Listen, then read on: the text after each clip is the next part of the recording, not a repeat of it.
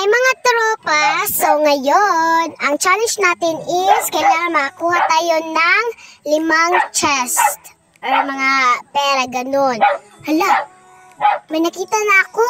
So, number 1 na chest. Yan, buksan na natin. Wow, marami naman pera nito. May mga emojis pa. Ayan, next naman, hanap ulit tayo. 1 na yan. Saan pa kaya dito? Ayun! May nakita ako. Number 2 na to. Number 2 na chest. Ayan. Maraming pera at emojis. So, number 2 na yan.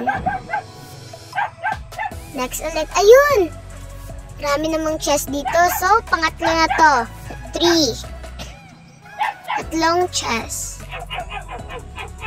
Ayan. Next naman, hanap ulit tayo. Hi mga friend. Ang rami namang tao dito sa party craft. Ayun, ang laki naman nun.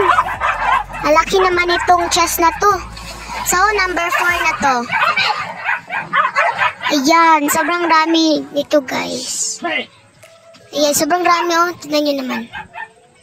Sobrang rami talaga. And dyan na nagtatapos yung coins niya and yung mga emojis.